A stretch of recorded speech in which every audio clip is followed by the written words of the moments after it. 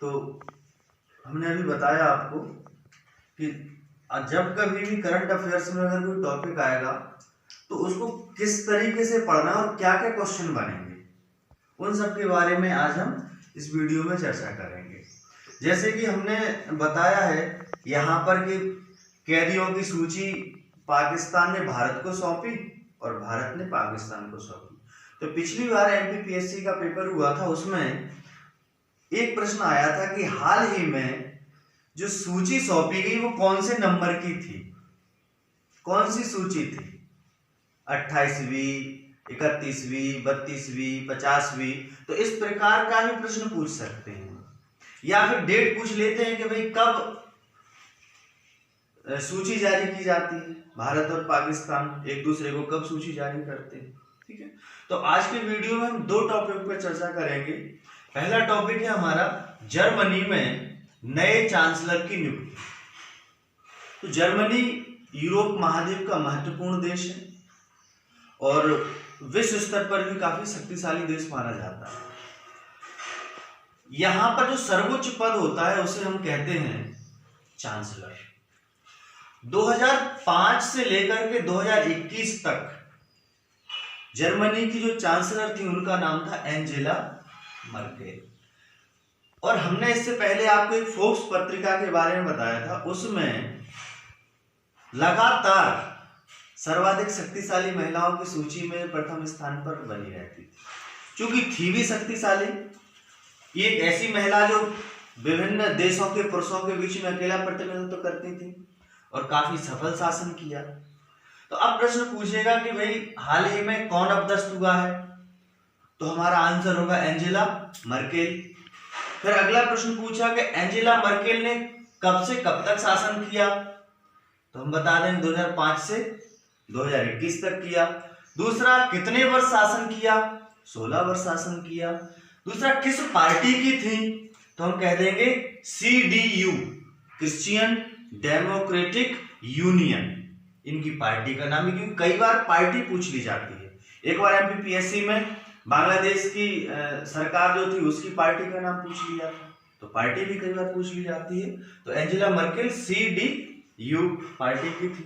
अब आते हैं कि इनको किसने अपदस्थ किया, कौन है, अर्थात जर्मनी के नए चांसलर कौन, किसने अपदस्थ किया, कौन है, अर्थात जर्मनी के नए चांसलर कौन बने।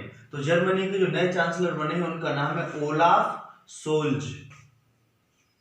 ओलाफ सोल्ज ने कब शपथ ग्रहण की, 8 दिसंबर 2021 को यह जर्मनी के चांसलर नियुक्त किए गए। यह किस पार्टी के हैं, तो इनकी पार्टी का नाम है SDP, अर्थात सोशल डेमोक्रेटिक पार्टी, SDP। लेकिन केवल SDP ने ही सरकार नहीं बनाई, बल्कि SDP के साथ साथ एक वहां पर महत्वपूर्ण पार्टी ग्रीन्स पार्टी, और ये पर्यावरण से संबंधित मुद्दों को उठाती है विश्व स्तर पर।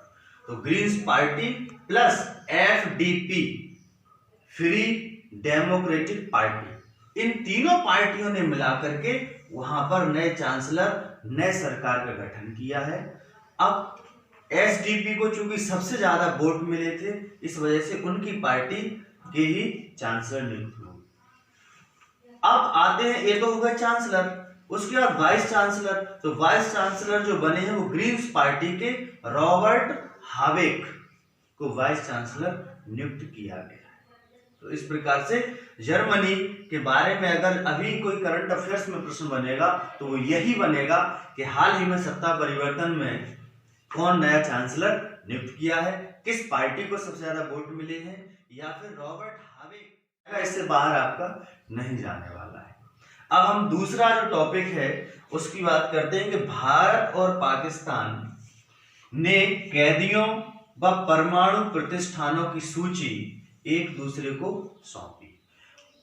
ये जो सूचियां हैं, चाहे कैदियों की सूची हो विभिन्न जेलों में बंद, या परमाणु प्रतिष्ठानों की सूची हो, प्रतिवर्ष भारत और पाकिस्तान एक दूसरे को सुपुर्द करते हैं ताकि पता चल सके कि हमारे कितने नागरिक आपके यहाँ जेलों में बंद हैं, उन्हें पता चल सके कि कितने नागरिक भारतीय जेलों में बंद हैं।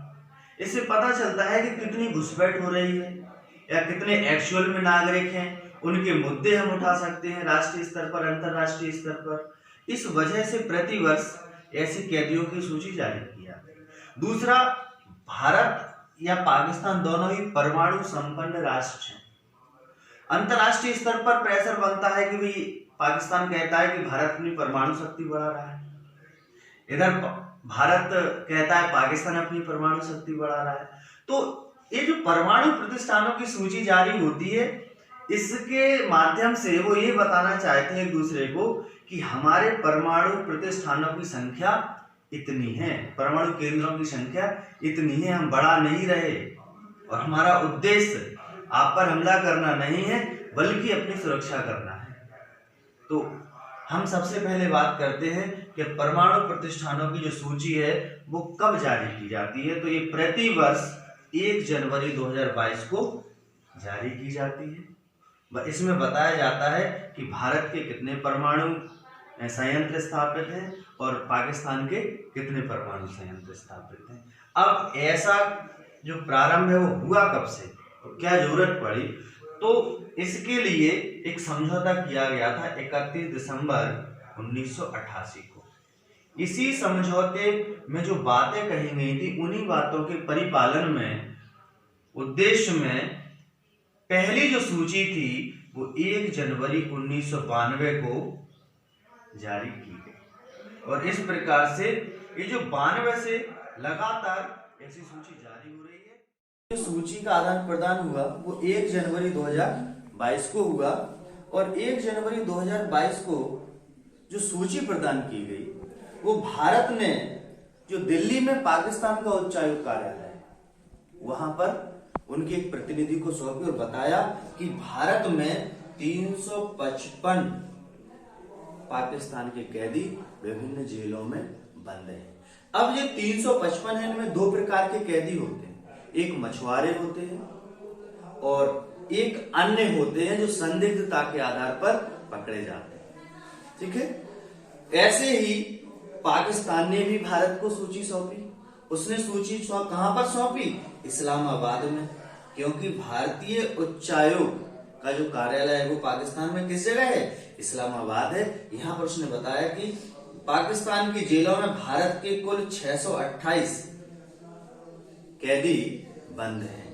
तो इस प्रकार से हमें पता चल जाता है कि हमें किन के लिए प्रयास करना है, उनको छुड़ाने के लिए प्रयास करना है और उनको भी पता चल जाता है। अब इस प्रकार की सूची का आदान प्रदान भारत कब से कर रहा है, पाकिस्तान कब से कर रहा है? तो दोनों के बीच एक समझौता हुआ था 31 मई 2008 को। इस समझौते के तहत प्रत्येक वर्ष 1 जनवरी को और 1 जुलाई को, अर्थात एक वर्ष में 2 बार इस प्रकार की सूची जारी की जाती। पता चल जाता है कि भाई 355 है, अगर 1 जुलाई को करेंगे तो हो सकता है 350 हो जाए। 5 कैदियों को उन्होंने रिहा कर दिया, निर्दोष थे वो। यहाँ 628 है तो यहाँ 600 हो जाए, 500 हो जाए, या हो सकता है बढ़ जाए संख्या, 628 की जगह 700 हो गए। इसका मतलब है या तो घुसपैठ हुई है या अन्य गतिविधियां शामिल हुई हैं। तो इस प्रकार से ये 2 टॉपिक आज हमने बताया आपको। Thank you.